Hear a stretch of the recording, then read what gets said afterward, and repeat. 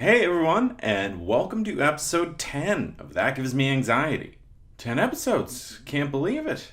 Coming off another great weekend where we had some friends down from New York visiting us. Whenever you have someone visiting you from out of town, it feels like you're taking a staycation, right? Like you're going to that restaurant that you drive by or you've talked about or thought about.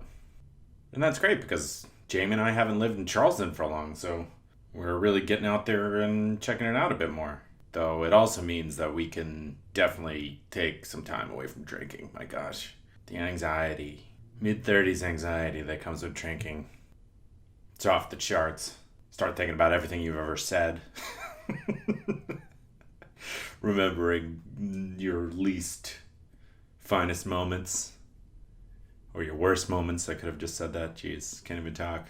And the only thing you can do about it is just like a scary movie, tell yourself it's not real. It's not real until it passes. Just like covering your eyes and telling yourself it's not real while watching a horror movie. But yeah, still a lot of fun. I can't believe that Labor Day is already here. Gosh, I really, really, really don't want the summer to be over. It's been so fun. Checking out a new city, living in the South. This is my first time living south of DC. There's so many fun summer things to do here. It's just, it's been so fun. And for many reasons, Jamie and I aren't sure about how long we'll be here. So we're really trying to do as much as possible.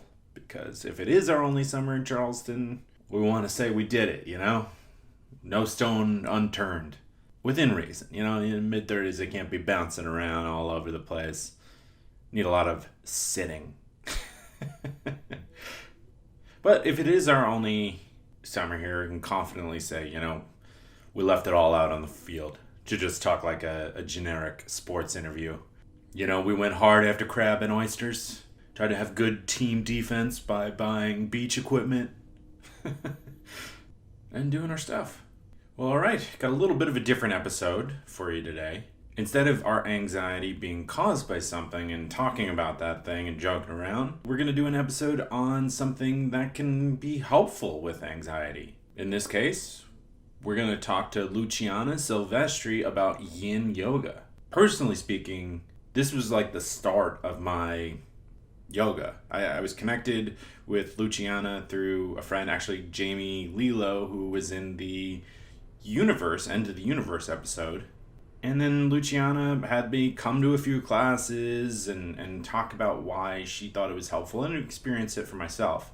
Lucianna does virtual classes because we actually recorded this last fall, I believe. You know, particularly around the pandemic and just like the stress of life. Yin yoga has been really helpful. You just have to really block out anything else that you're thinking of and be present. Because I've done the times where you're doing it and it's just not, you're thinking about everything else, and it works better as you listen to what your body's telling you and try to go deeper if you can, deeper into the stretch. But I'll let the expert Lucianna explain. Before we get to that interview, I just want to remind you to, if you're liking the show, please remember to rate and review it. Do that on Apple Podcasts, Spotify, wherever you're listening. And to check the show out on Facebook, Instagram, Twitter, and YouTube. We're on all of them. All right, let's get to Lucianna and start talking about yin yoga. As always, thank you so much for listening. Enjoy.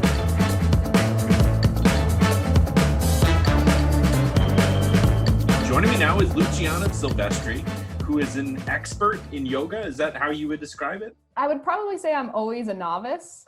Yeah, okay. But because I've done it a while, yeah, we could say someone who knows a lot of something. There you go. That's good. I mean, I've now taken 2 classes with you. You're a yoga instructor over Yeah. Zoom, and I would say, yeah, you know what you're doing, and you provide a very calming experience, especially for a complete novice such as myself. Thank you. I Yeah. appreciate that.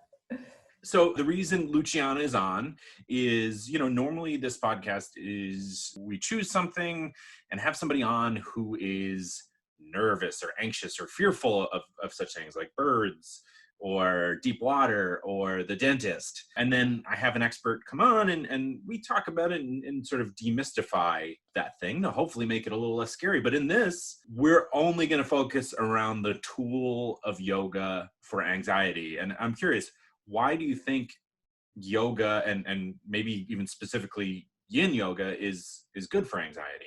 Good question.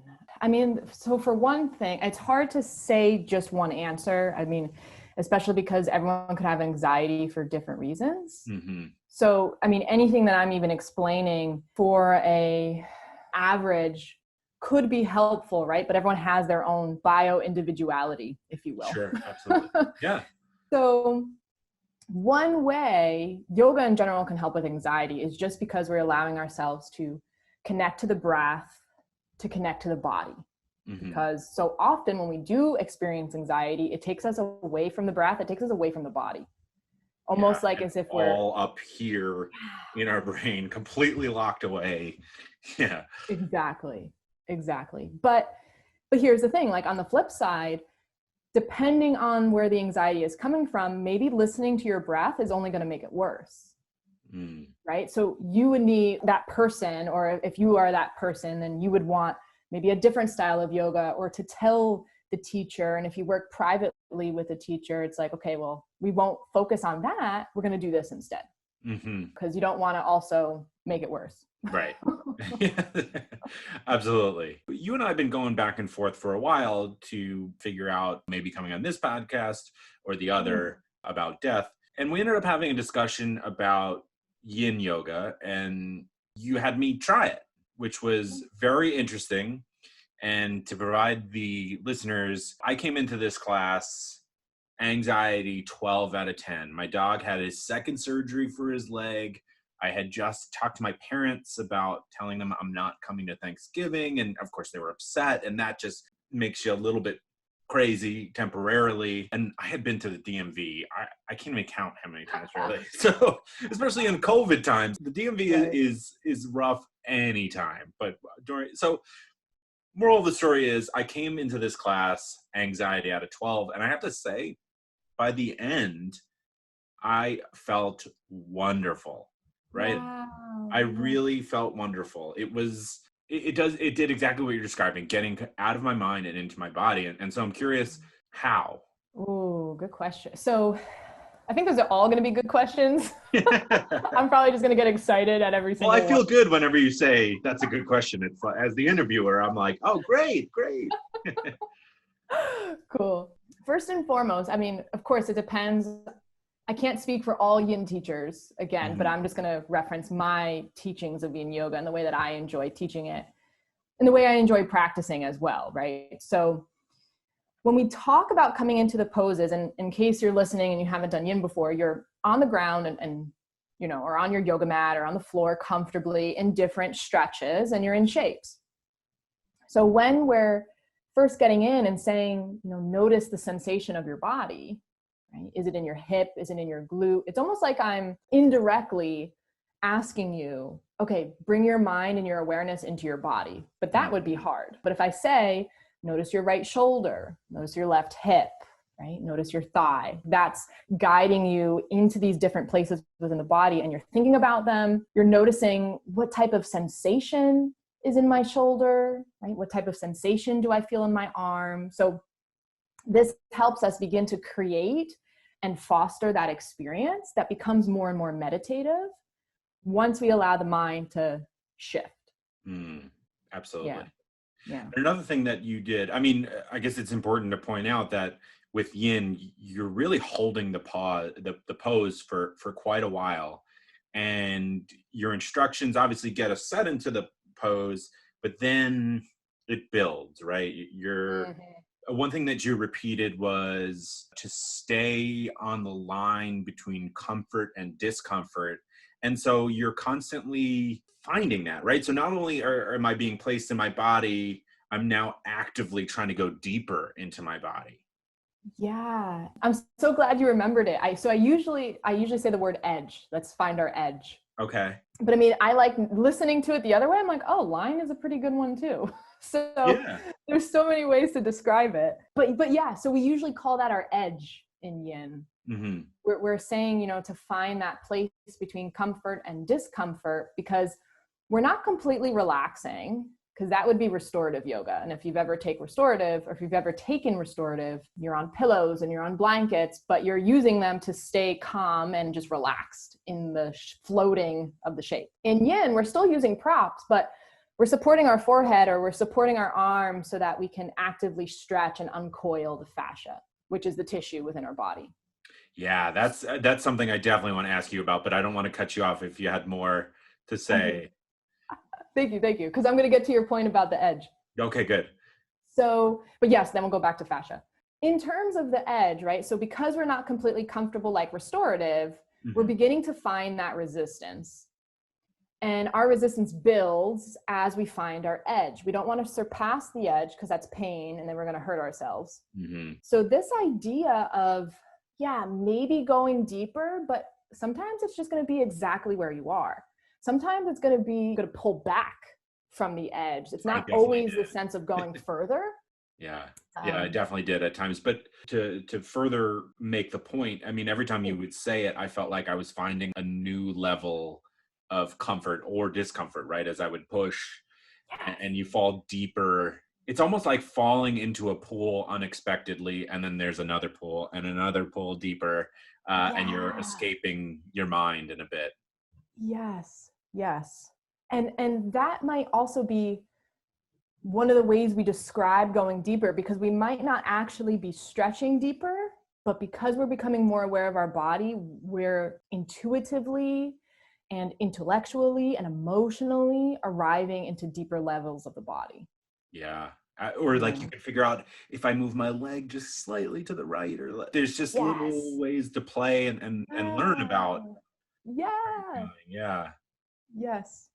100%. So even though you're holding poses, I feel like it's still a very active pursuit. Yes.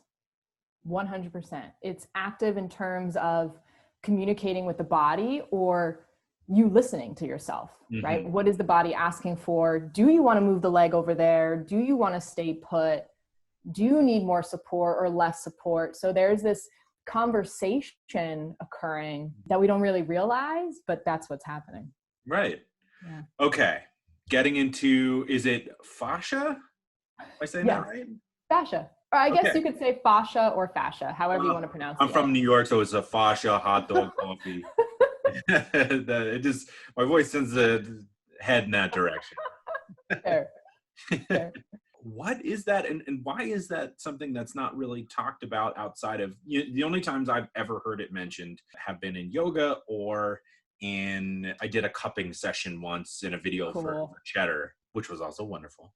Cool. Yes. And that's another way to interact with fascia. So to your point, I don't know. I think because the rest of, wait, did you finish asking your question? Did I cut you off? I did. It was long and rambling, but yeah. No. Not at all. Because your question was, why do we only hear it in these modalities, right? We only hear fascia sometimes in yoga, sometimes in massage, cupping, acupuncture, any type of holistic care. I mean, and again, that's not to say that no Western doctor is going to bring up this idea of fascia, because they might, but it's just far and few in between. The human body is not completely understood, which I know is obviously, but at the same time, I think we take for granted how much we are actually still learning. And I mean, high school textbook, college textbooks, like you don't really see fascia drawn within the muscles and within the bones and within any of the books, unless you're like really, really in depth, right? If you're like getting a master's or something. Okay. But I think because it's not completely understood, it's being more and more understood now, because they're even considering it. Scientists want to call it its own organ system. It's not just a connective tissue, right? It's not just this ligament connecting us from bone to bone, muscle to muscle, right? Like the tendons and ligaments.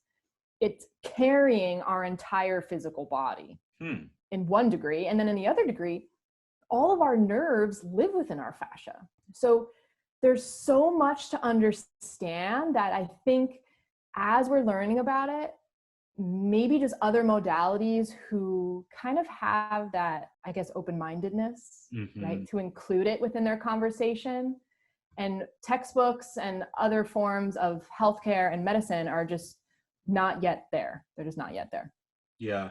Well, I mean, exactly what you were saying. I feel like the modalities you described are certainly open-minded and kind of okay, not with being wrong, but kind of okay with trying things and Yeah. flipping up a little bit and just figuring, like, it's a little bit more hands-on, a little bit more active, as opposed to like waiting on your heels to be like, okay, now that's proven fact. Now we can explore it as you're learning. Yes, that's yin. Yep. and fascia in general. I mean, not for nothing, but like this one page that I follow on Instagram, they just created the science page. They just created a microscope that could see cells in 3D. Oh, wow. And that's going to connect us to understanding the fascia even more and understanding cells and how they function. And so it's constantly changing, but fascia was always there. I mean, this type of practice is connected to Chinese meridian theory. It is connected to Chinese medicine. Like Ayurveda, huh? Which is what? You said Chinese, what theory? Yeah. The meridian theory. Yeah, I don't know what that is. Oh, cool. So the channels within our body, also called meridians, we could use, for example, like acupressure points, or the points that an acupuncturist would use when they put the needles in you, right? To place at those particular areas. So they're following those lines and those channels and avenues within the body that lead to different organs, which is the fascia. So the medicine in China and all of its history, the medicine in India and all of its history, these cultures already knew of fascia and learned of fascia and taught it and have practices to heal the fascia, and the health of the fascia is the health of the body. Okay. So we use that and cupping and just massage, like it's all there. It's all there. Yeah. Well, okay. So we've discussed what fascia is. Now, what are we trying to do with it? Are we trying to stretch it? Are we trying to, as you said, heal it? What are we trying to do with it in yin yoga? Oh, that's so cool. Okay. So we're trying to do so much. Which way do I want to take this? That's every question. I'm like, okay, which avenue? Like I have to stop myself. Okay. So just like a deep tissue massage or when you foam roll. Yes. Right. Part of that is to locate the knots within the body. And when we call them knots, that's bounded fascia. We could use that vocabulary even in yin and say we're locating the knots within the fascia, and where we feel that stretch occur, that comfort, discomfort sensation, we're allowing the fibers of the tissue to technically tear.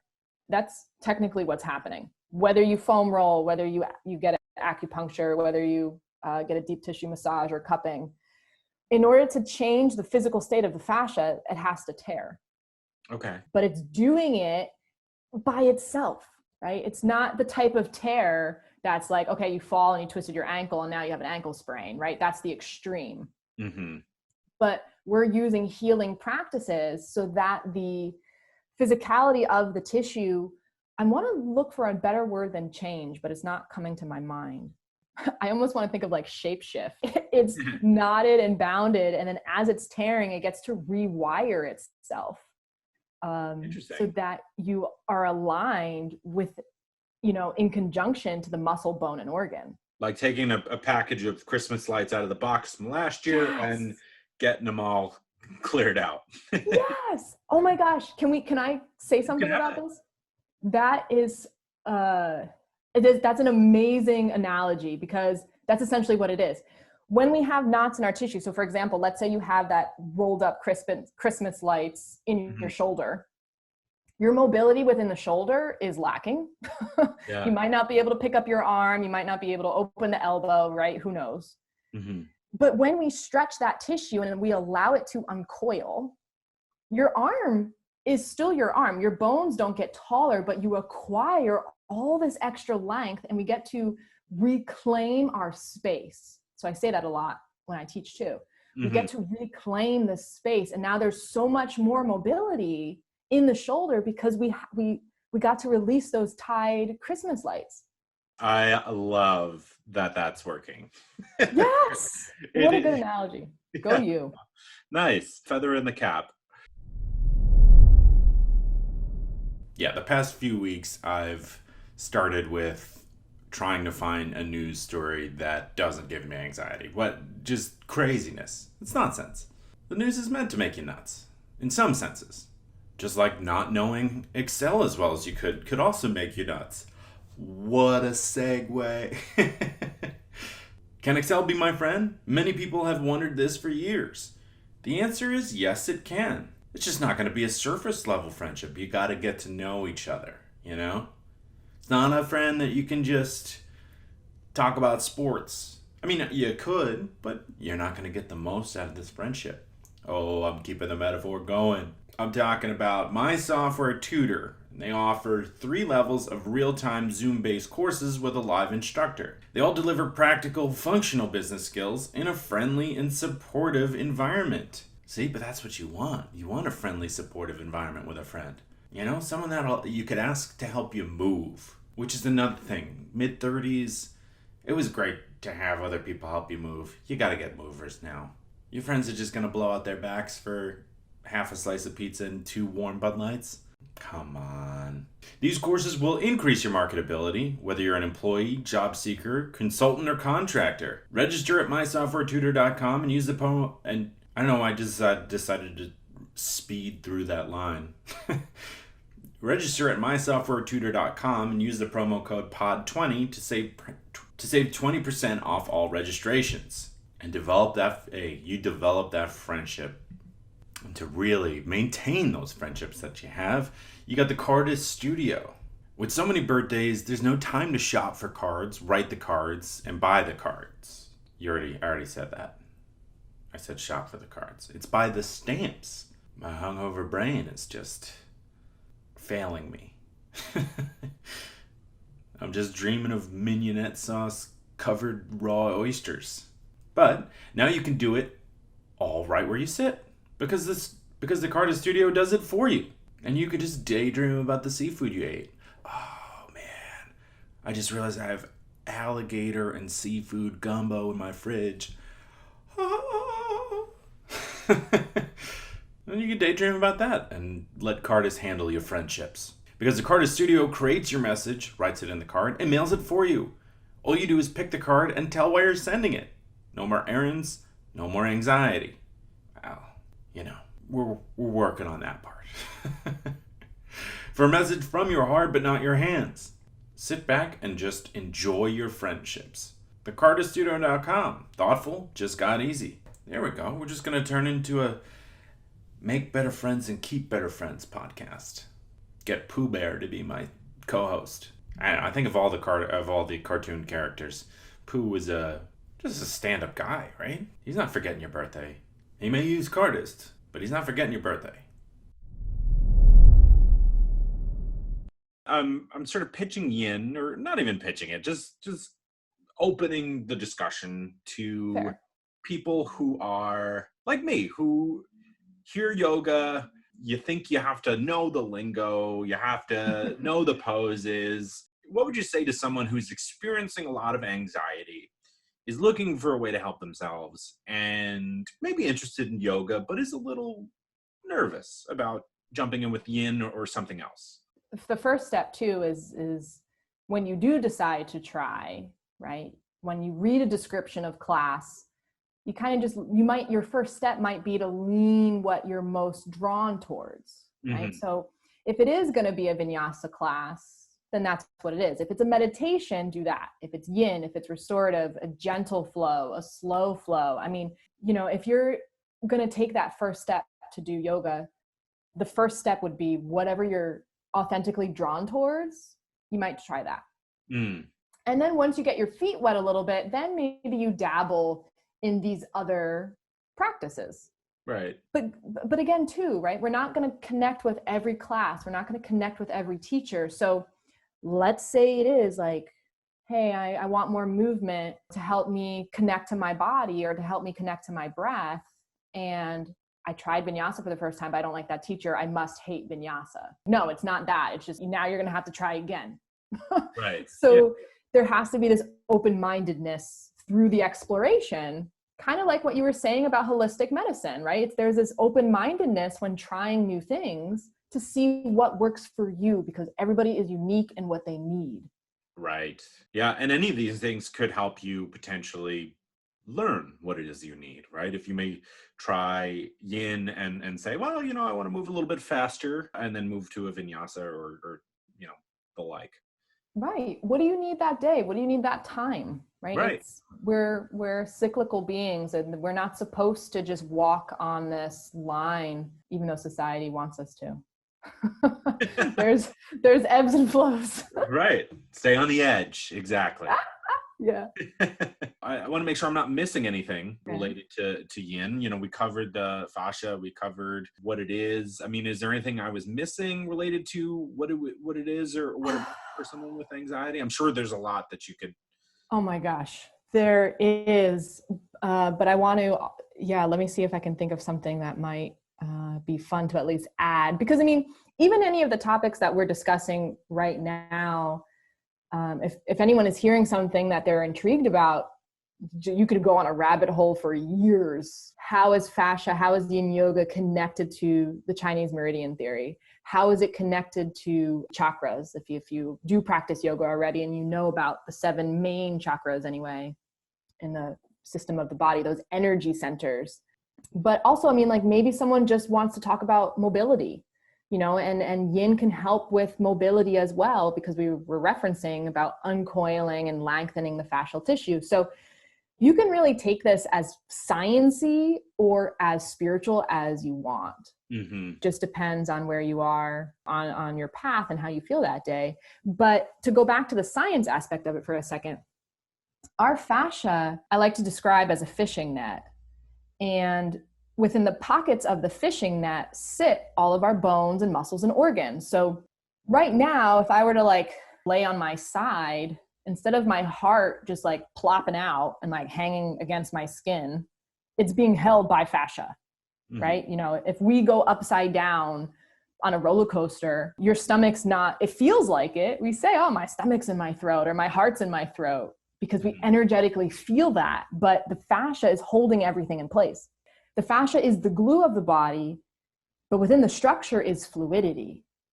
And that's where we get our movement and our mobility and flexibility from. But more importantly, talking about anxiety, right? Like your lymphatic system and your endocrine system and your immune system and your nervous system, everything runs through those lines of the fascia. All cells and all body parts communicate through those avenues. So if we are feeling pressured with anxiety, if we're experiencing anxiety, let's look within and let's try to notice some tightness, some energetic tightness in the body. Unnecessary tension, I like to say, because it's unnecessary. I don't need to have tight glutes, tight calves, tight shoulders, right? Right. So as we release that, the body can now communicate better, because all of these knots of tissue are like fog, or a thick gas, or like roadblocks, speed bumps, potholes, right? Whatever we want to think. They're just not helpful. Right. So, I mean, if anything, I just want to add that when our body has these tighter bounded, chronically tight tissue, we can't communicate with ourselves. Right. So one way is just to kind of dive on that path and to look within, just to help that and see what happens. It's so interesting. I feel like this is going to set me down the rabbit hole trying to figure out fascia and stay up till 6 in the morning every night. Yeah, just trying to answer all the questions that I now have. But you mentioned something that interests me as well in talking about mobility, and it made me think about a person with anxiety may tend to, the shoulders may hang in or hang tight, or the jaw may clench. And I feel like body positioning informs how you feel about certain things. And so finding ways to loosen up a bit can help inherently just with your mind. Yes, because we don't realize, or maybe we do, but our minds and bodies are in constant communication all day, right? Even right now in our conversation, I'm not saying it, but my skin right now is really hot. I feel hot in my room. I don't need to say that, but my body is absorbing those senses because of the presence of fascia. Going back to Word of the everything is day, fascia. yeah. Everything is fascia. So, right, because if we get cold, our fascia coils together because now we need to keep warm. And if we're hot, it expands. Mm-hmm. So our bodies are constantly using its sensory systems. Mm-hmm. When we have a conversation with someone, when we walk in a room, we're like, oh, I got good vibes, I got bad vibes. Yeah. That's fascia. And oh my gosh, I can add this one point in case someone wants to know and go down a rabbit hole. But okay, our body's fascia is similar to the fascial system of mushrooms and plants. I don't remember if I told you that. No, you haven't. So That's a big one. that's Well, we big got one. it now. Yeah. So the mycelium, and people might pronounce it differently: mycelium, mycelium, mycellium. Okay. Again, now talking about deforestation, but when we hurt our ecosystems, we're severing the nervous system of plants. So the fascia and the trees and the flowers and everything has this rooted, netted tissue system that is not visible to the eye. I guess most of the time it's not, but it can be depending on the species, but we don't have to go there.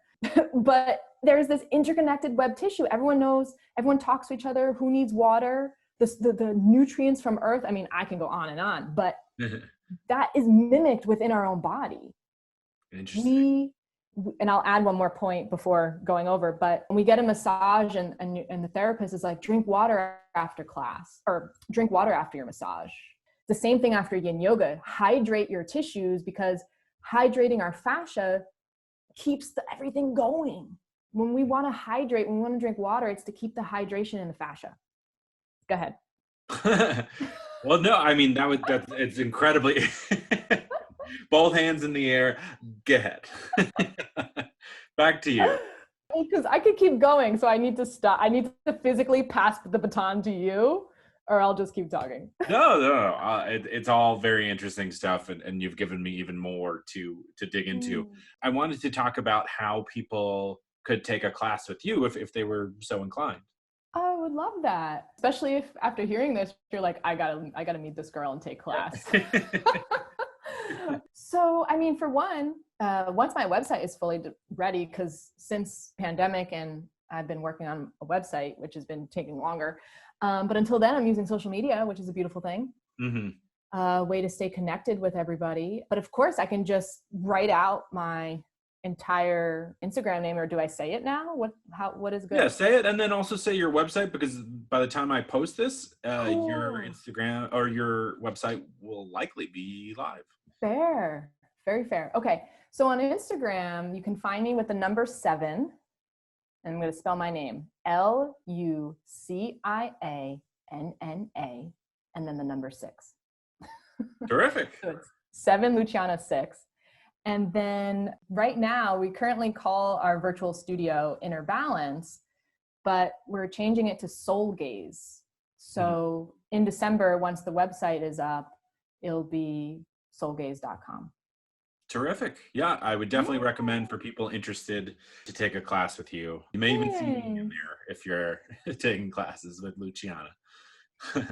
Well, thank you so much for this discussion, and I look forward to taking future classes with you. Awesome. Thank you so much. I'm so happy we connected. Yeah. Yes, please come whenever you want. It's great to have you. Will do.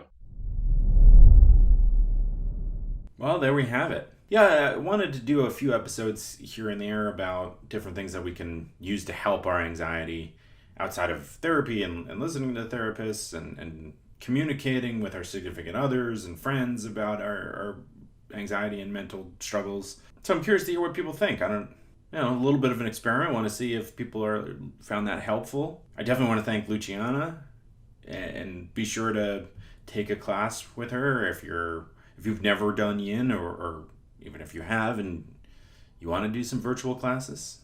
I can recommend them. They're a lot of fun. Well, all right. Let's get to the Anxiety Hall of Fame. This person has like a little bit of a different, more of like an OCD anxiety. Monica Geller from Friends. Her whole world revolves around perpetuating this image of like cleanliness. And she clearly is anxious about how people used to make fun of her for being fat, which was always a hilarious storyline. Because are you kidding me? Courtney Cox, not possible. But Monica Geller, a lot of concerns about how people thought of her, social anxiety, like crazy. And then who knows, maybe behind the scenes, a little bit of anxiety. You know, when they did that Friends reunion, I realized she was the only actress or actor on like the core cast there that didn't win an Emmy, which seems so surprising. Like eventually she would have just gotten one for the body of work, right? Like Return of the King was not the best Lord of the Rings, but it won Best Picture because that trilogy was mind-blowing and epic and wonderful in every sense. And Courtney Cox was fantastic in Friends. That's how people are just being rude. Rude. Well, just want to say enjoy your Labor Day weekend. If you're listening from outside the U.S., enjoy the weekend. The quote-unquote end of the summer. Unofficial. I think it's crazy. I always thought it was crazy that we just decided that that was the end of summer. The weather decides. I mean, you know, technically September 21st decides. That's when the Earth decides. So why are we shortening summer? Fall will be there. Football. Oh, I just remember that football is coming. All right. Well, on that note, I have some fantasy football things to address. As always, thank you so much for listening. Have a great week, and I'll talk to you on Thursday.